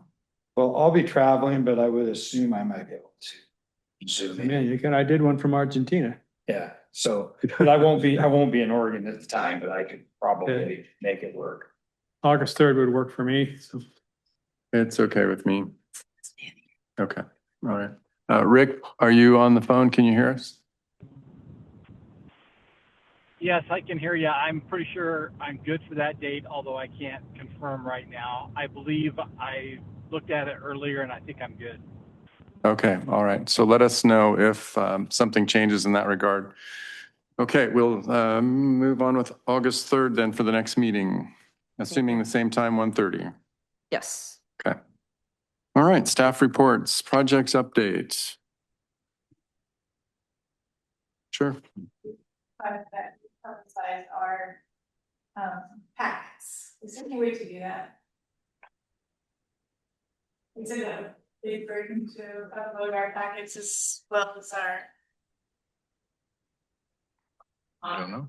Well, it comes with the agenda, right? You mean, it doesn't go out?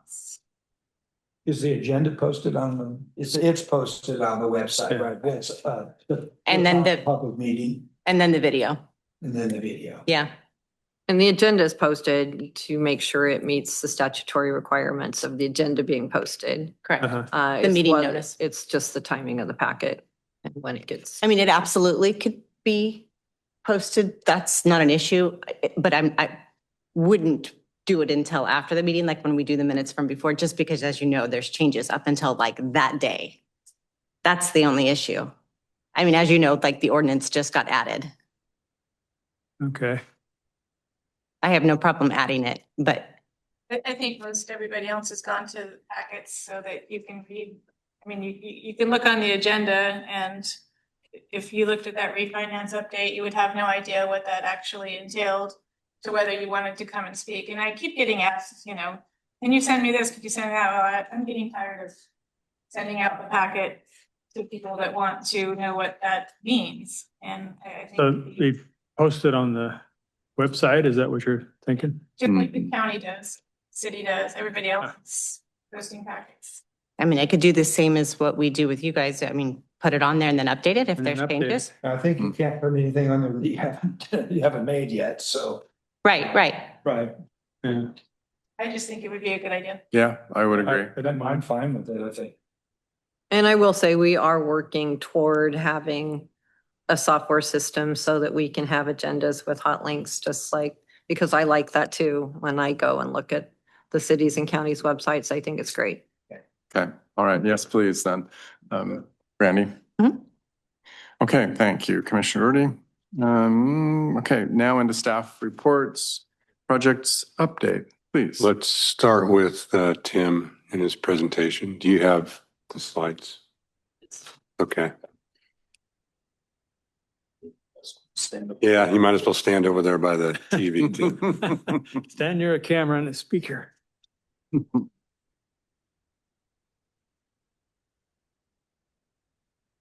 loud, brother.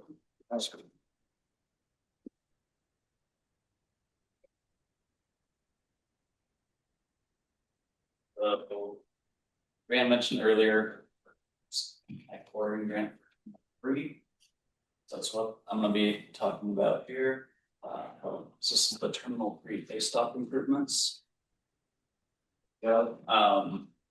So tomorrow we present to ODOT's NEACT committee, and then we present to SEACT on July 30th.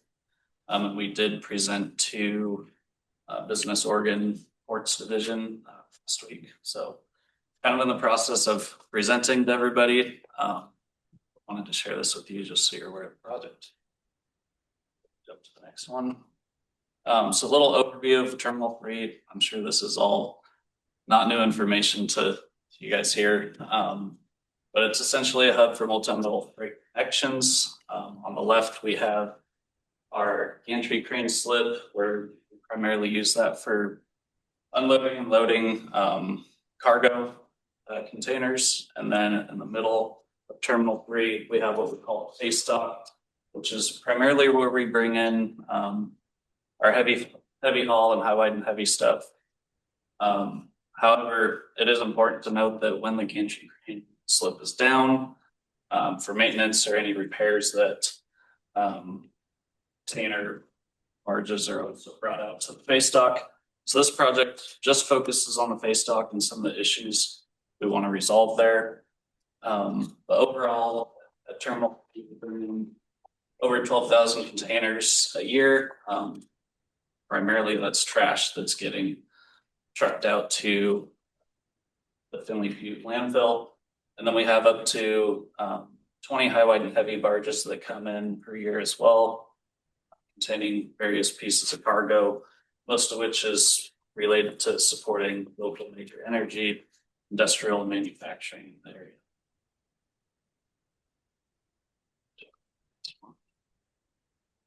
So current constraints that kind of brought this project to life is related to just the aging and loading capabilities we have at face dock right now. So it's over 35 years old.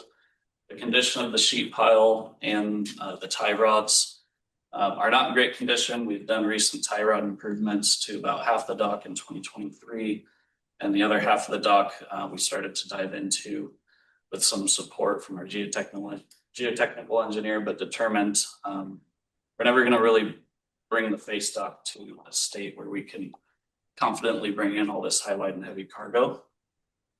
So currently, we do an in-depth structural analysis for every cargo shipment that comes in. It's pretty time consuming for people that want to bring in cargo because they have to hire third-party engineers.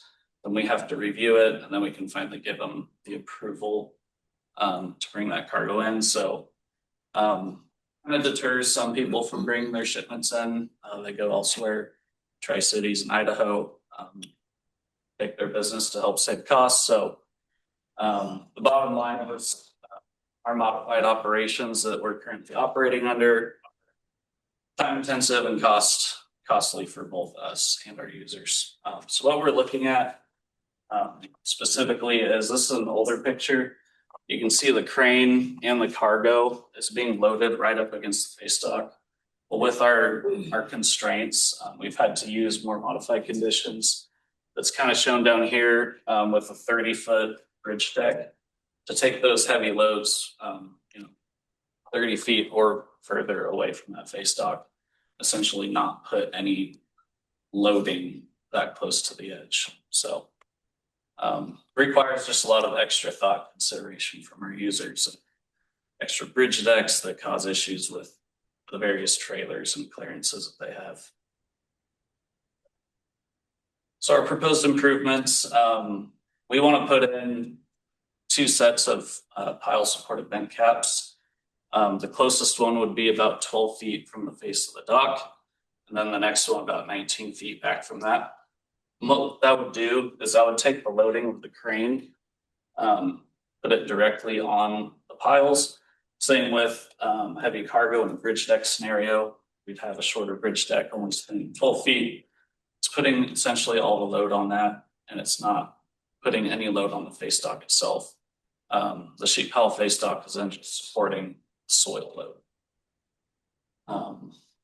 So with that, we acquire some standard bridge decking, and then when people come in to haul their heavy cargo, they don't have to run any calcs or hire third-party engineering. You just have a standard loading analysis that they have to do. We chose this option versus any additional improvements because it doesn't impact the Columbia River at all. It doesn't impact any permitting with the Army Corps or the National Marine Fisheries. So it's a pretty straightforward. So objectives, we just want to be able to provide a dependable dock as it's essential to our users and vessel scheduling, cargo planning, and supply chain resiliency. It promotes increasing business with our multiple users out of T3. It enhances safety while strengthening our heavy lift capabilities, and maintains our infrastructure that's key for supporting our local industries. There's going to be a lot of rewards throughout the service life. We're anticipating a 50-year design life, but probably more like a 3-year service life. And through that, we'd see over 360,000 containers transferred, over 600 highway and heavy barges coming through here, and support current user demands on tracking business and continue to reduce CO2 emissions through continued barge movements, which are essentially the most energy efficient mode of transportation. So regional benefits, a lot of this is geared towards the folks we're presenting to at NEACT, maintains the critical connection between barge, rail, and truck transportation, strengthens the long-term viability of the M84 Marine Highway, reduces pressure on the Union Pacific and BN corridors, which are currently overloaded. It encourages heavy haulers to maintain business in Oregon's Northeast region. It supports the Highway and Heavy Coalition's efforts to secure a protected highway and heavy corridor through Region 5, which ODOT Region 5 is currently supporting them on. And then it maintains rural jobs and regional growth for the 50% of people here in Morrow County that rely on the port and our industry business here. So what we're requesting, we have a total project cost of $1.8 million. Our grant request is $1.29 for the Connect Oregon grant, and we'd match that. So 30% of the funds are coming from the port. We've already gone through kind of our preliminary design. So next would be permitting and final design. We could be construction ready in early 2027 and have this constructed in 2028. What is the timeline on the grant? When is the decision made? I haven't heard anything specific from Connect Oregon. Brianne, if she's still on, she might know, but I believe we're still so. Hi, I'm here. Ryan Gleason with CFM Advocates. I believe it's a fall timeline, September, October, for the commission to make that final decision. Okay, thank you. Okay, well, it certainly seems like a worthy project to pursue. If we can't adequately handle heavy, high, and wide loads, not good. So, okay. Yeah, right. And it defeats the corridor process. I will add that we were successful on Connect 1 through Connect 7, I want to say. And then we decided there needed to be other applicants from the region. Tidewater had that. Morrow County Grain Growers had 1 or 2 of those. And So this is our first time back at applying through the program, and we're happy. They do go through all these subcommittees with the local area commission on transportation and the Northeast and the Southeast, and typically do modal reviews, and they all get ranked and put into a big tabulation for funding. I would think this would check a lot of boxes with our people that are going to make the decision. Hope so, anyway. Yeah. And in Region 5, we are the only marine applicant. There's 6 other applicants that I think there's 2 or 3 aviation and 2 or 3 rail. Okay. Very good. Any questions? No, thank you for your work on it.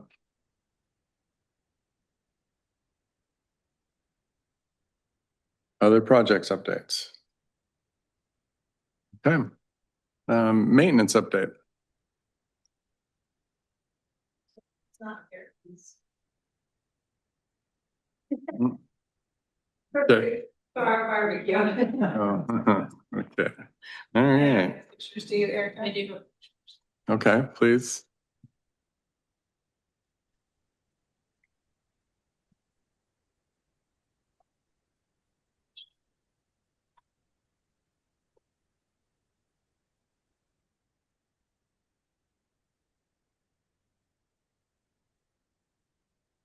This here's our surface water treatment facilities that are currently under construction. One at the East Beach site, one out at the airport.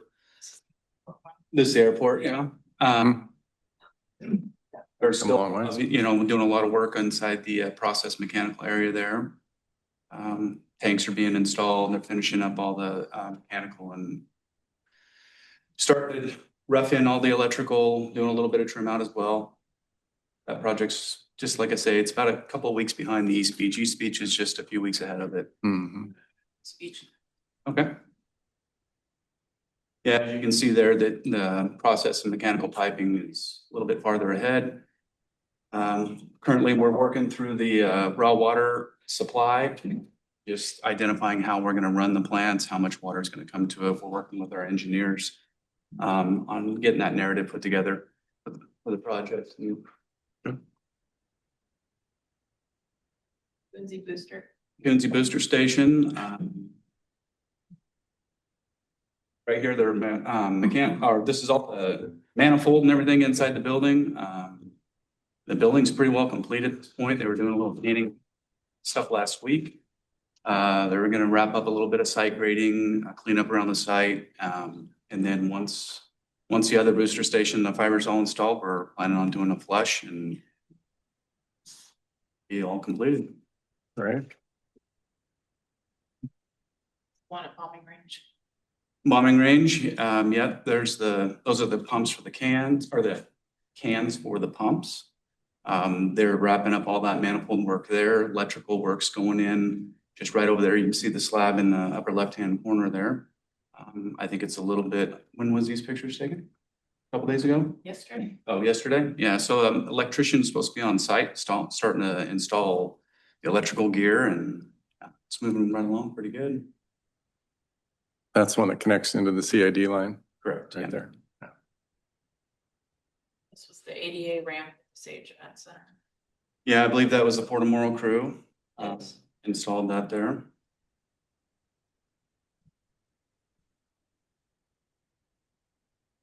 This is our crew out at the airport. Yeah. So this is the 8-inch water line that will tie into our existing water service, or the piping that we just installed a year ago, 2 years ago. This actually feeds the onion sheds, and our customers that are just north of the airport road. It was just another part of the project that was slated for later that we didn't schedule with that part of the work that Silver Creek did for us. Our crew's welding the pipe. We have a contractor that's doing all the trenching for us. It's going really well.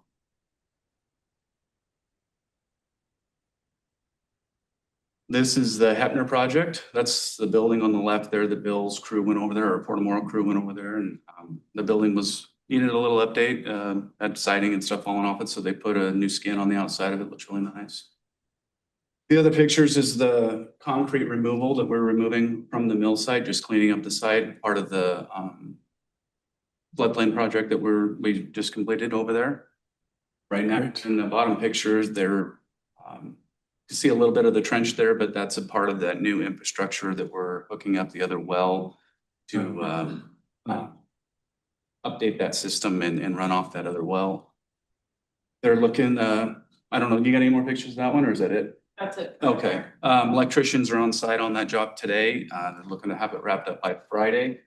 And I'm working with Columbia Basin Electric to get the power supply hooked back to it. Hopefully early next week, we should be flushing and chlorinating that line and it'll be up and operational. That's great. Yeah. Hopefully that'll solve some of the issues of the old well and are not servicing our customers over the road. Right. That's great. Thank you.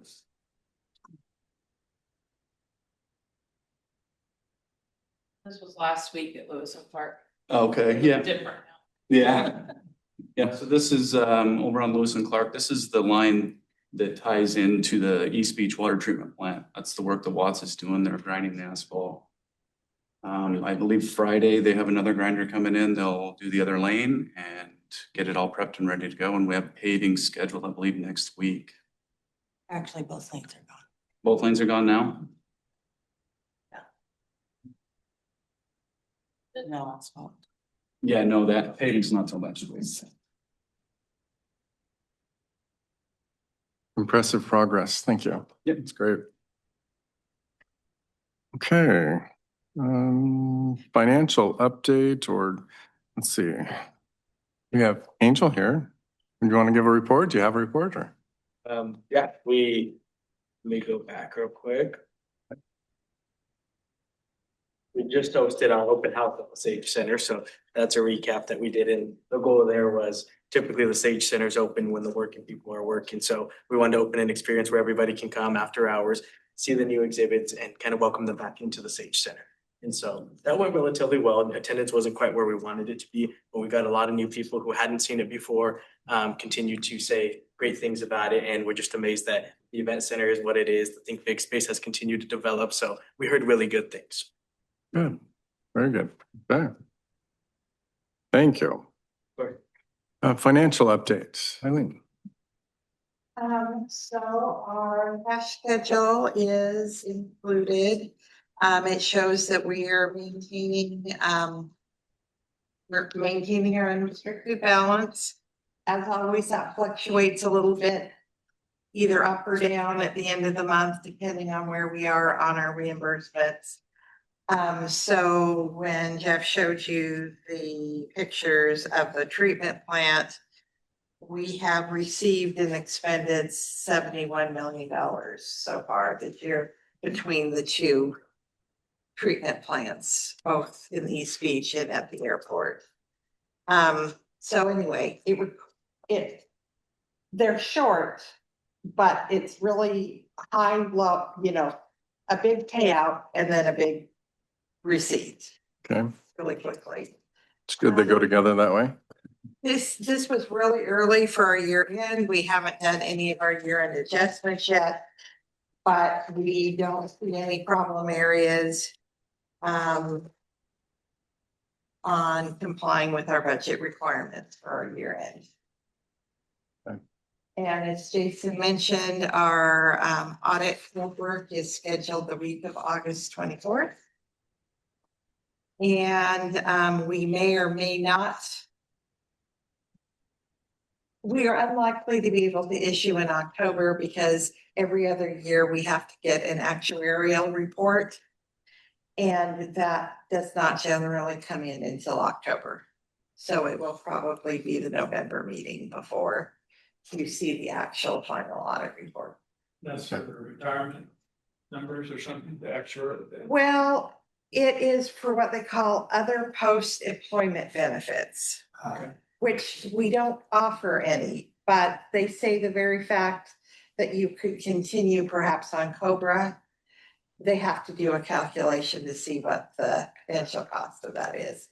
Okay. So we currently don't offer like any of our retirees paid health insurance. Anything else to add, Jason? Other than the fact that that company was purchased by Power, so. Yes, We'll see if they're done in time or. yes, Empower is who manages our retirement plan and our retirement assets, and they just purchased Milliman, who's the actuarial firm that we used for the other report, so. But the amounts are here. Yeah. Okay. Any questions for Eileen? Thanks, Eileen. Usage reports.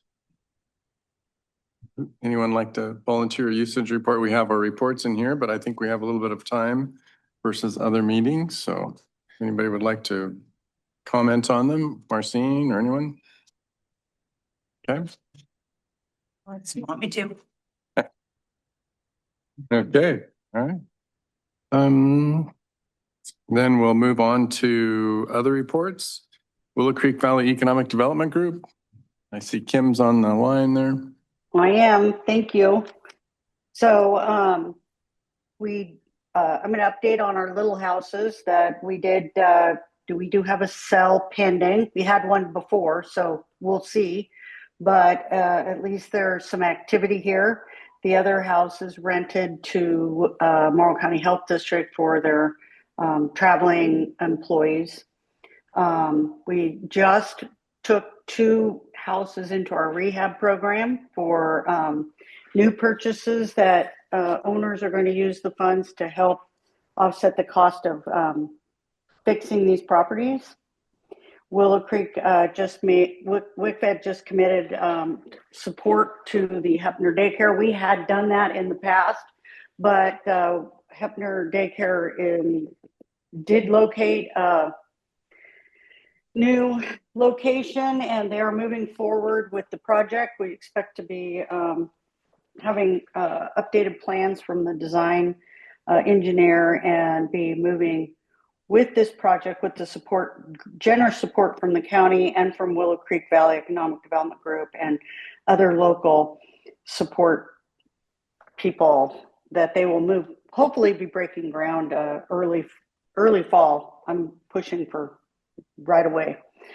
Also, WICFED supported the Willow Creek Terrace Assisted Living Facility. These are 2 very important parts of our community that are continually financially strapped and do a huge service in here.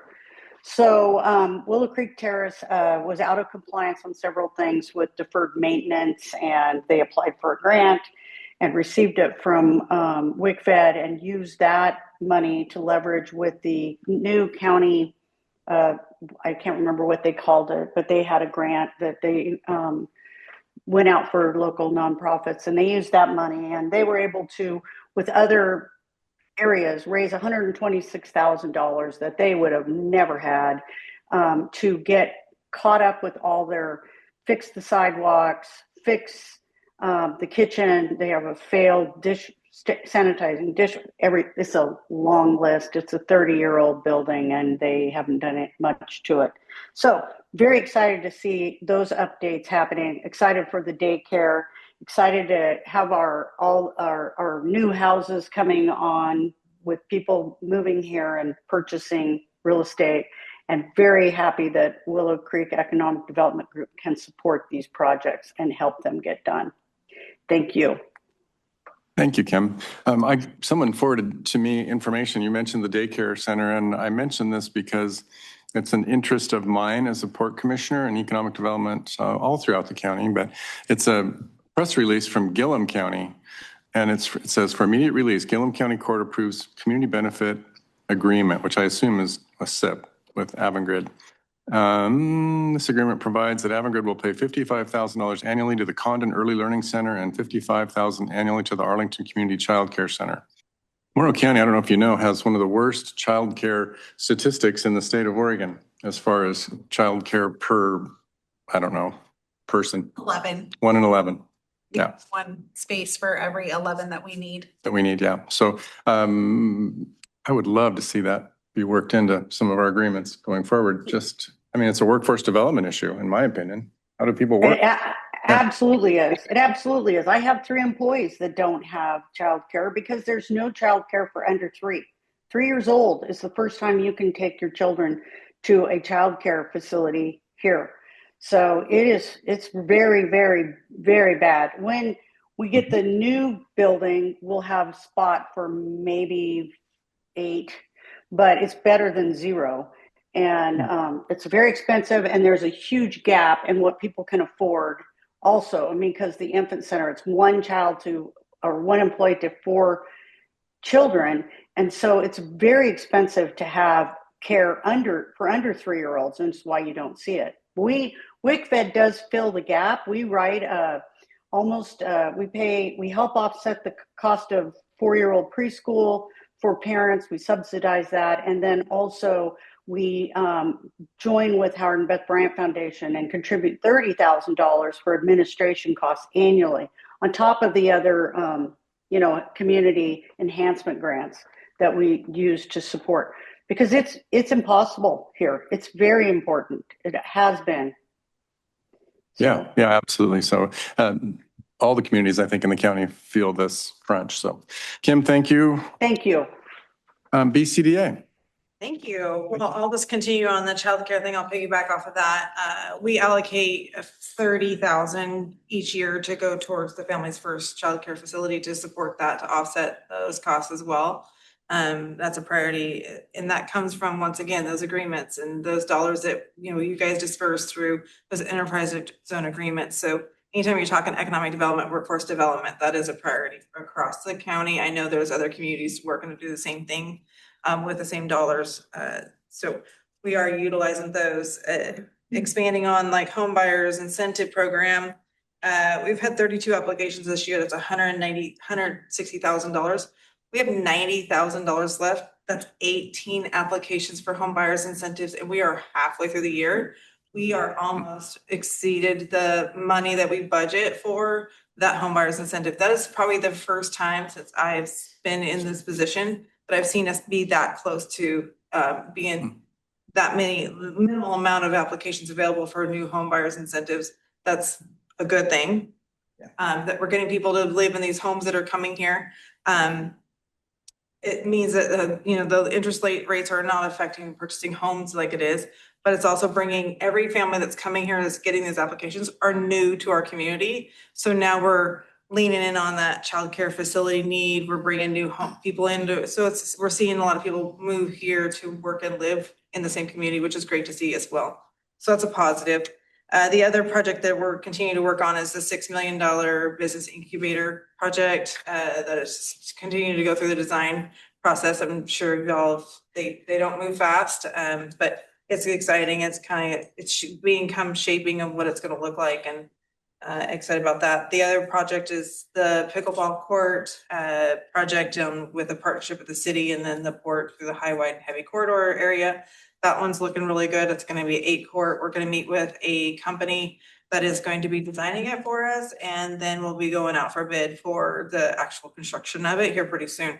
That project is about 60% funded from donations at this point in time, and I'm seeking a little bit more so we can, VCA can really push our money towards our retail building and try to offset that through donations support of companies and within our community.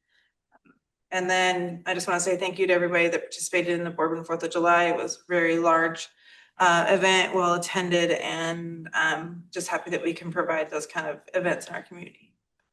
Yeah, very nice. Questions for Tori? Thanks, Tori.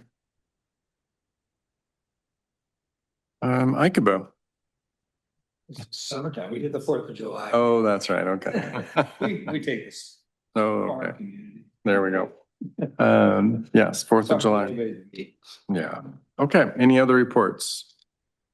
Anything for the good of the order? Okay, we do have a short executive session in need. So we'll recess this meeting. After I'll read this executive session statement though. So the port will hold an executive session meeting for the permissible reasons stated below under ORS 192.6602. Representatives of the news media and designated staff and other persons shall be allowed to attend the executive session. The public virtual Zoom meeting link will be paused during the executive session as permissible executive session meetings are not subject to HB 2560. Representatives of the news media are specifically directed not to report on any of the deliberations during the executive session, except to state the general subject of the session as previously announced. No decision will be made in this executive session. At the end of the executive session, we will return to the room, start the public virtual Zoom meeting link again, and open the regular session meeting.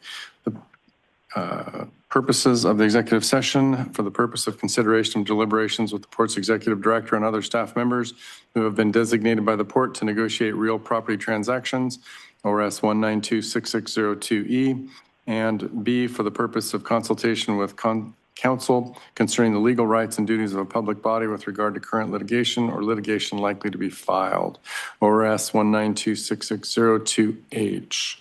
So we'll recess right now and we'll take a 5-minute break. John, we do not have anything to come back to public session unless you have something.